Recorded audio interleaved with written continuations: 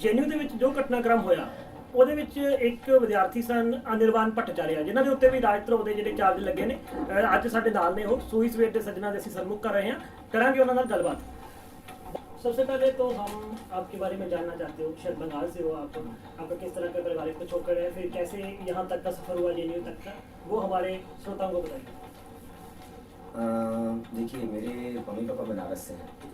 हम लोग बंगाल शिफ्ट किए, बंगाली थे लेकिन बंगाल शिफ्ट किए पापा के नौकरी लगने के बाद। मेरा जन्म नॉर्थ बंगाल में हुआ, कुचबिहार डिस्ट्रिक्ट। अभी हम कलकत्ता में रहते हैं। हम अपना ग्रेजुएशन ड्यू में किए। जब हम स्कूल में रहते थे 11-12वीं, जब 11th-12th में, तभी से थोड़ा बहुत लेफ्ट लिटरेचर, लेफ्टिस्ट लीनिंग रहा। लेकिन खास करके जेएनयू के में आने के बाद ही हमारा जो अनुभव रहा लेफ्ट राजनीति से जुड़ के, वो वहीं से शुरू होता है।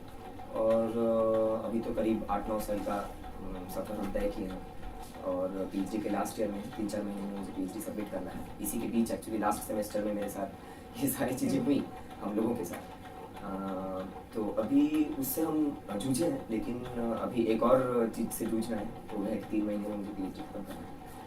मेरा काम बंगाल में जो चाय मजदूर हैं, टी गार्डन लेबर हैं, उनके उसके इतिहास में। अगर जो ये सब कुछ हुआ ये न्यू में, उस सारे दृश्य को, वर्तारे को आप कैसे देखते हो?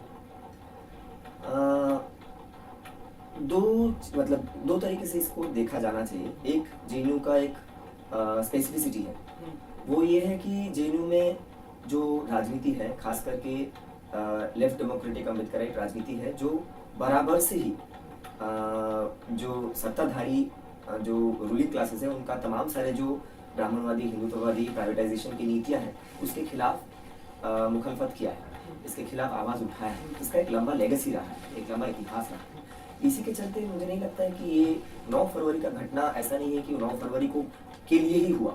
हमें लगता है वो 8 फरवरी को भी हो सकता है, 10 फरवरी को भी हो सकता था, क्योंकि जो पंचजन्य जो आरएसएस का माउथपीस है, उसमें जेएनयू को खास करके टारगेट बनाया गया था मोदी सरकार आने के बाद से ही। और उसके एक स्पेशल इशू निकला था जहाँ पे जेएनयू को टारगेट किए थे और बोले थे ये एंटी नेशनल का खड़ा है, यहाँ पे ये सह है, वो है, गलत चीज़ें हैं। तो बहुत टाइम से ये प्रोफाइलिंग चल रहा था और एक अटैक का बेसिस बनाया जा रहा था। तो उसमें जिस तरीके से खास करके मोदी सरकार आने के बाद, खास करके जो एक आरएसएस सरकार आ जाने के बाद, इसके निजीकरण की नीतियाँ, इसके ब्राह्मणवादी नीतियाँ, इसके प्राइवेटाइजेशन की नीतियाँ, इसके हिंदुत्व फासीवादी नीतियाँ, इन तमाम सारी चीज़ों के खिलाफ जेएनयू के छात्र छात्राएं साथ में मिलके बहुत सारे आंदोलनों में हिस्सा लिए, बढ़ चढ़ के हिस्सा लिए। और इसी के चलते एक अटैक का जो बेसिस आरएसएस को लगा कि जेएनयू को टारगेट करना बहुत जरूरी है। इन तमाम सारे जो वॉइसेस हैं, जिसको अब आज के दिन में हम आज़ादी के वॉइसेस बोलते हैं, इसको कुचलने के लिए। लेकिन साथ ही साथ ये सिर्फ जेएनयू का मुद्दा है नहीं, आज को हम देखने को मिल रहा है देश के तमाम सारी यूनिवर्सिटीज़ में, जहाँ पे भी छात्र क्या है, इतिहास में हम झाँक के देखते हैं तो छात्र वो शक्ति है जो जब जब रूलिंग क्लासेस का अटैक्स बढ़ा है, चाहे वो इंपीरियलिज्म हो, चाहे वो सामंतवाद हो, या फिर साम्राज्यवाद हो, या फिर फांसीवाद हो, उसमें छात्र शक्ति एक बहुत अहम भूमिका अदा की है इतिहास में। फ्रांस में हो, यूरोप में हो, अमेरिका में हो, वैसे इंडिया में भी हो, नक्सलवादी के टाइम से आज तक। तो उसके चलते एफटीआईआई में, इलाहाबाद में, हैदराबाद में, जादवपुर में, चंडीगढ़ में, पंजाब में, या फिर जेएनयू में, तमाम सारी यूनिवर्सिटीज़ में छात्र एक साथ मिलकर इन तमाम सारी चीज़ों के खिलाफ आवाज़ उठा रहे हैं। और उसी का नतीजा ये है कि जो मसला रोहित वेमुला का जो मसला था, जेएनयू का जो मसला था, एफटीआई का जो मसला था, जादवपुर का मसला था, ये तमाम सारे अलग चीज़ें नहीं है, सेम चीज़ है। जो कोई भी विरोध का आवाज़ को एंटी नेशनल करार देकर उसके खिलाफ एक सो कॉल्ड जो नेशनलिज्म का जो ब्राह्मणवादी, हिंदुत्व फासीवादी जो चेहरा है, उसका जो समझदारी है, उसको थोपने का एक जो भगवाकरण का जो मंसूबा है, उसको थोपने का एक कोशिश जारी है। आज के दिन पे हमारे काफ़ी सारे साथी जो हैदराबाद में हैं, जो रोहित वेमुला के जस्टिस के लिए, न्याय के लिए लड़ रहे थे, जिसको इंस्टीट्यूशन ने मर्डर किया गया, वो आज जेल के सलाखों के पीछे हैं। और इसीलिए जो स्टैंड विद जेएनयू है, जो स्टैंड विद एचसीयू है, ये एक ही संघर्ष है और वो संघर्ष को आगे बढ़ाने का जरूरत है। और ये अटैक तमाम सारी यूनिवर्सिटीज में, सिर्फ जेएनयू पे। जैसे रोहित वेमुला को संस्थागत कत्ल कहा, जैसे सरकारी मर्डर कह सकते हैं सिंपल शब्दों में, जो आपके साथ ये सब कुछ हुआ, इसको पैटर्न एकदम सेम है। रोहित वेमुला ने वहाँ पे याकूब मेमन के फांसी के खिलाफ मुजफ्फरनगर बाकी है का जो स्क्रीनिंग पूरे देश में चल रहा था, जहाँ पे एबीवीपी के गुंडागर्दी चल रहा था, उस स्क्रीनिंग को रोकने का, वैंडलिज्म करने का, उसके खिलाफ उसका प्रोटेस्ट स्क्रीनिंग कराया था। इसके चलते उसको एंटी नेशनल करा दिया गया और सोची समझी तरीके से एमएचआरडी, बीजेपी, आरएसएस के इंटरवेंशन से उसका जो पपेट वाइस चांसलर वहाँ पे बिठाया गया, उसके मतलब बहुत सोची समझी तरीके से उसके खिलाफ एक्शन लिया गया और फाइनली उसको इंस्टीट्यूशनली मर्डर किया गया। सेम प्रक्रिया हमको यहाँ पे भी देखने को मिला। Cost on the menu card बोल के जो एक फिल्म स्क्रीनिंग था जो यहाँ के अम्बेडकराइट साथियों ने किया था, उसको रोकने का कोशिश किया गया। यहाँ पे मुजफ्फरनगर बाकी है का स्क्रीनिंग को रोकने, जो लेफ्ट के लोगों ने किया था उसको रोकने का कोशिश किया गया। या फिर 9 फरवरी को जो हुआ उसके बाद जो एंटी नेशनल, और इन तमाम सारी चीज़ों को ही एंटी नेशनल बोला गया। हमें लगता है कि रोहित वेमुला ने अपने जीवित दशा में, अपने लाइफ में और अपने डेथ में, दोनों में ही इस मंसूब के खिलाफ आवाज उठाया। हम भी उसी संघर्ष के हिस्सा हैं और इसीलिए हमारे ऊपर भी जब इस तरीके के वार आई, सेम पैटर्न, सेम स्क्रिप्ट के तहत, तो हम रोहित से ही सीख लेके उसके खिलाफ आवाज उठाए और उसी संघर्ष में स्टैंड विद जेएनयू और जस्टिस फॉर रोहित साथ में सड़क पर उतरा और एक बहुत बड़ा आंदोलन के रूप में उतरा। जैसे आप वापस आती हो जमानत पे, आपके पहले तौर पे स्टूडेंट थे, स्टूडेंट की तरह जहाँ विचरते थे यूनिवर्सिटी में, आने के बाद आपके साथ कुछ व्यवहार में स्टूडेंट साथियों के कुछ बदलाव हुआ, या फिर इसके बाद में जो किस तरह का माहौल रहा जेएनयू का बेल से वापस आने के? हाँ जी। बेल से वापस आने के बाद हम जब तक कैंपस में आए, कैंपस का नक्शा बदल चुका था।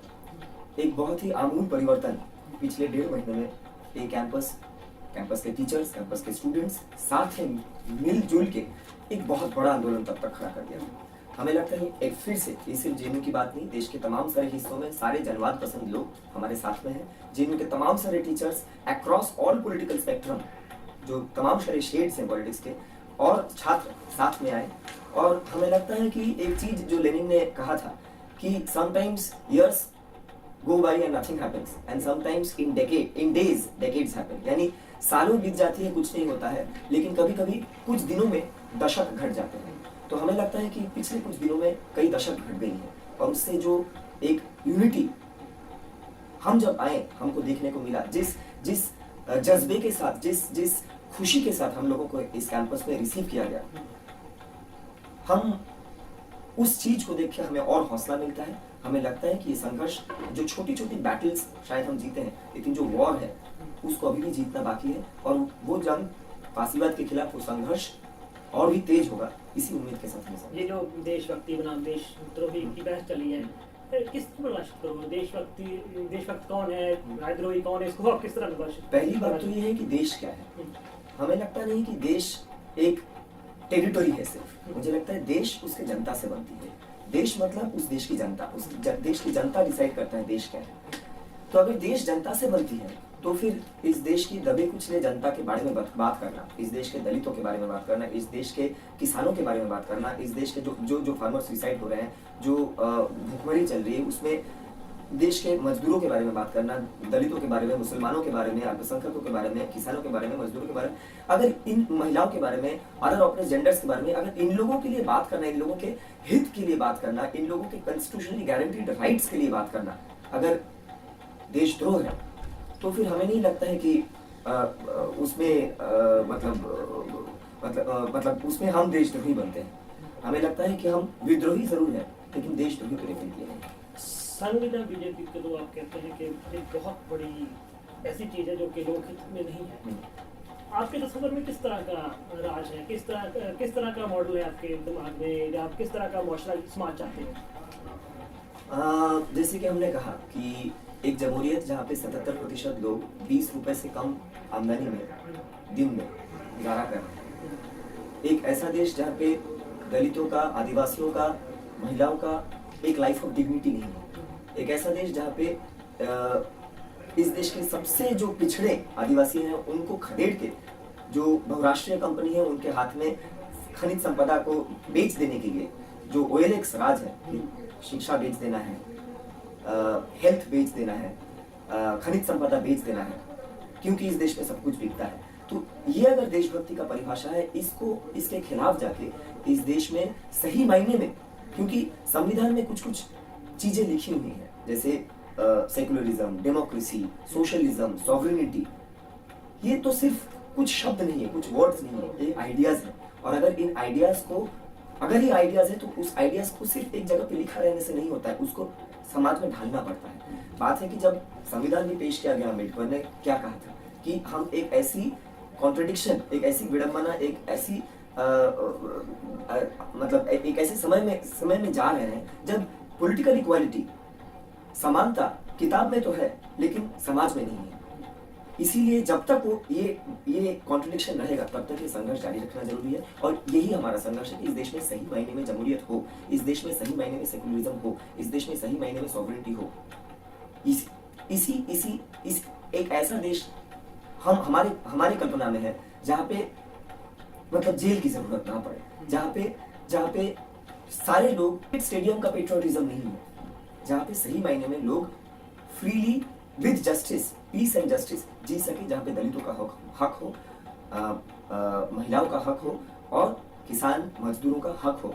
उस समाज का हम कल्पना करते हैं, जो कि तभी मुमकिन हो पाएगा जब हम भगत सिंह का जो सपना था एक रेवोल्यूशनरी सोशल ट्रांसफॉर्मेशन की, और अंबेडकर का जो सपना था एक एनहाइलेशन ऑफ कास्ट की, ये दोनों हम साथ में ले आ पाए। उसी से समाज की, उसी से देश की मुझे लगता है सही मायने में कानून या संविधान में आपकी आस्था या यकीन है, विश्वास है?